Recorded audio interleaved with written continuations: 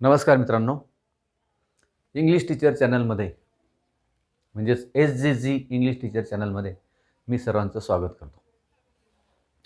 आजचा जो टॉपिक आहे तो अतिशय लोकप्रिय टॉपिक आहे. मुलांना पण आवडतो आणि प्रश्नपत्रिका काढणाऱ्याला पण तो आवडतो. सर्व प्रकारच्या परीक्षांमध्ये नॉट ओन्ली बट ऑल्सो याच्यावर प्रश्न असतात. पण प्रश्न वेगवेगळ्या प्रकारचे असतात. त्यामुळे विद्यार्थ्याने ते सर्व प्रकार अभ्यासणं गरजेचं आहे. कधी 2 सब्जेक्ट असतात रिपीट, कधी 2 प्रिडिकेट रिपीट असतात, कधी 2 ॲडजेक्टिव्ह असतात, कधी 2 नाऊन असतात. तर हेच नाही तर ते सुद्धा असा प्रयोग करण्यासाठी नॉट ओन्ली बट ऑल्सो याचा वापर आपण करतो. तर याचे अनेक उदाहरणं घेतल्यानंतर विद्यार्थ्याच्या लक्षात येतं की नॉट ओन्ली बट ऑल्सो हा कसा वापरायचा.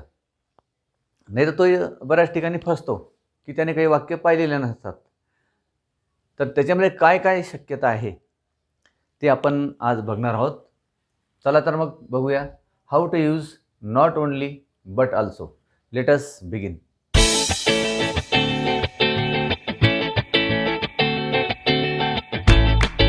याच्यामध्ये कर्ते 2 राहू शकतात, सब्जेक्ट 2 राहू शकतात, 2 ऑब्जेक्ट राहू शकतात, 2 प्रेडिकेट राहू शकतात रिपीट.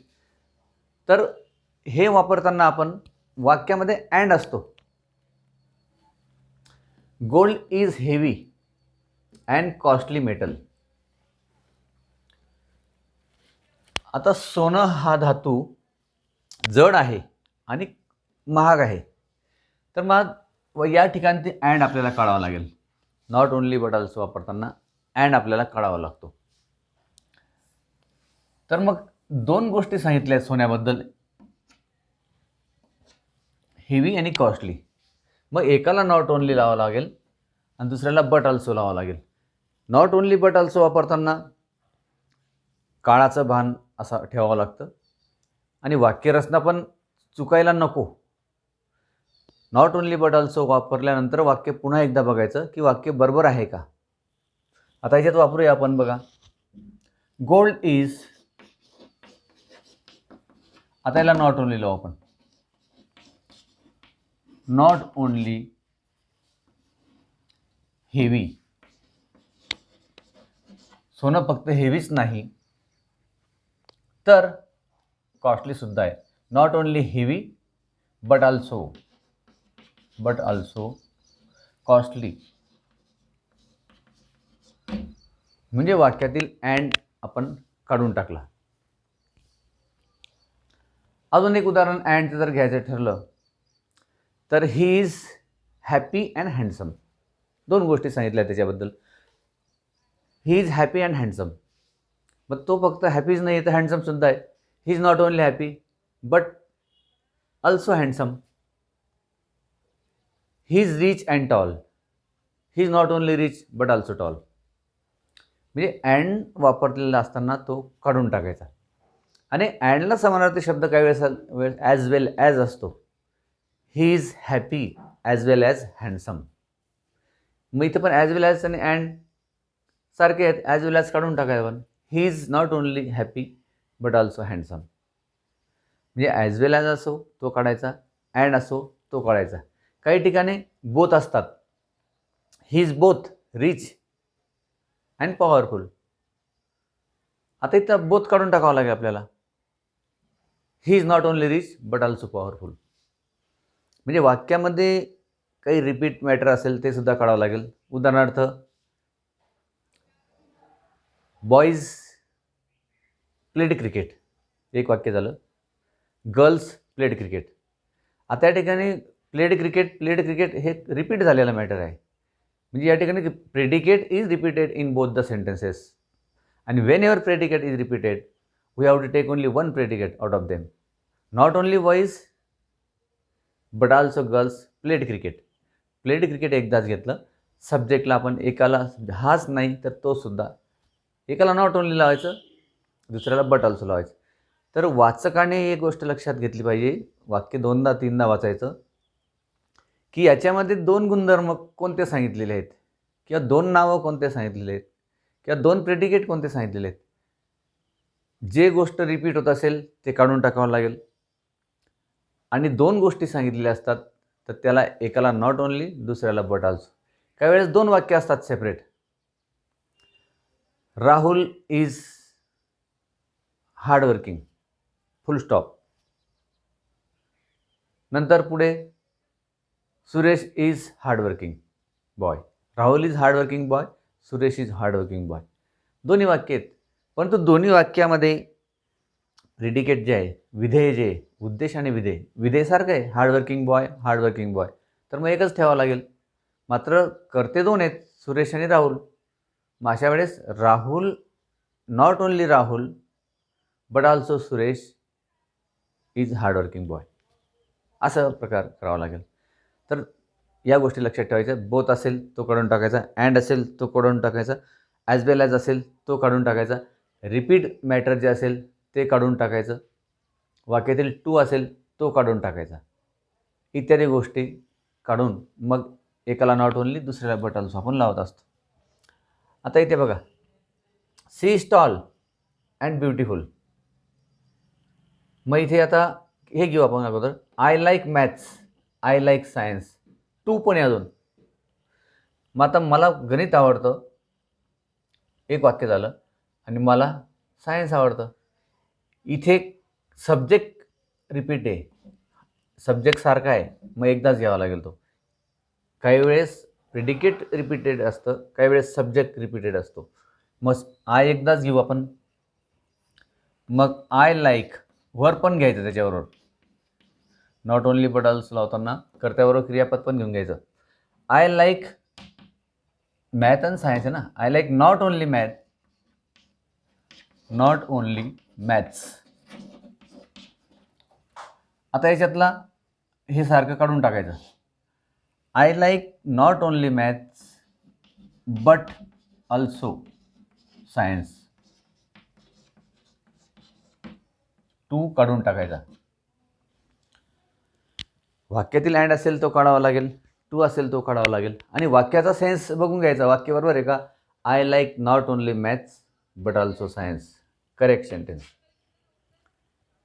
चूक असेल तर आपल्याला लक्षात येऊन जातं काय चुकलेलं आहे.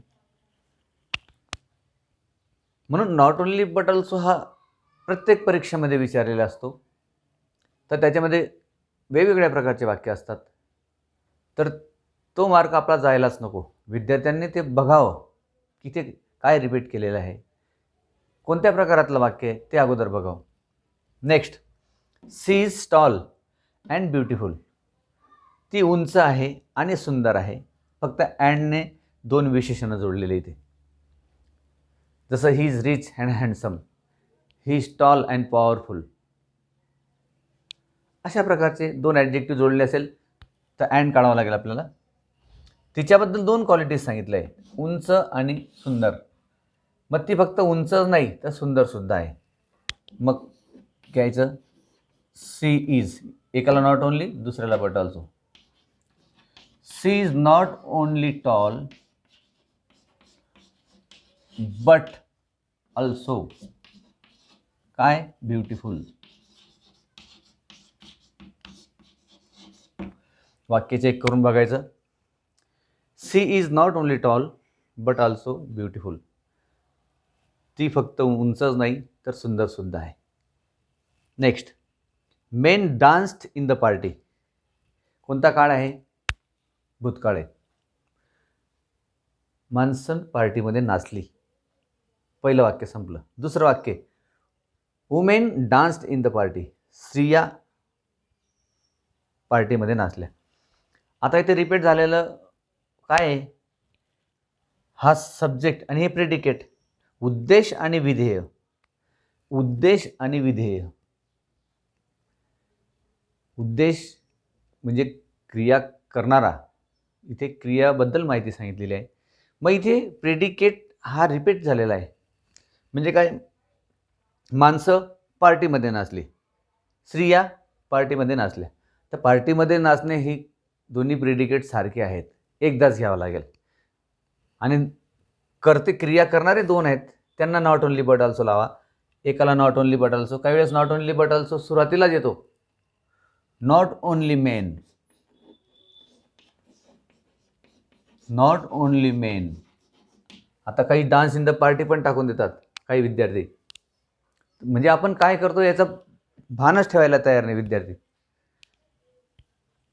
आपण दोन करते नॉट ओनली बट ऑल्सोने जोडतोय, तर मुलं लिहिता लिहिता not only main dance in the party but also काही पटेल तसा प्रकार करतात.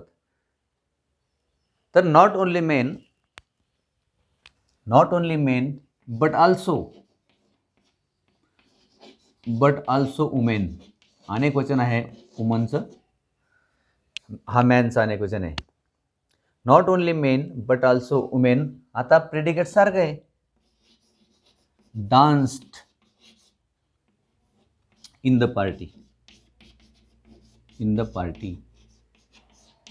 फक्त स्त्रियाच नाही तर पुरुषसुद्धा पार्टीमध्ये नाचले आणि पूर्णविराम द्यायचा. वाक्य संपलं तर the writer talks about beggars as well as rich people. म्हणजे लेखक हा भिकाऱ्यांबद्दल बोलतो. कोणाबद्दल बोलतो? भिकाऱ्यांबद्दल बोलतो. आणि श्रीमंत लोकांबद्दल.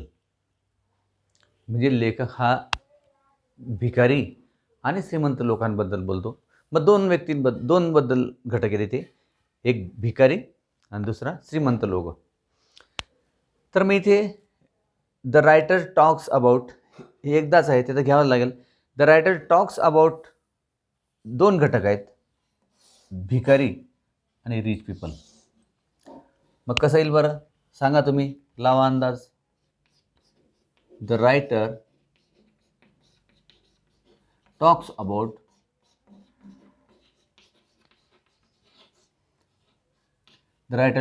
अबाउट आता याला नॉट ओनली लावा, नॉट ओनली बेगर्स, आणि दुसऱ्याला बट ऑल्सो लावा. ॲज वेल ॲज निघून जाईल, अगोदरच बोललो होतो मी, अँड किंवा ॲज वेल ॲज निघून जातो. The writer talks about not only beggars but also rich people.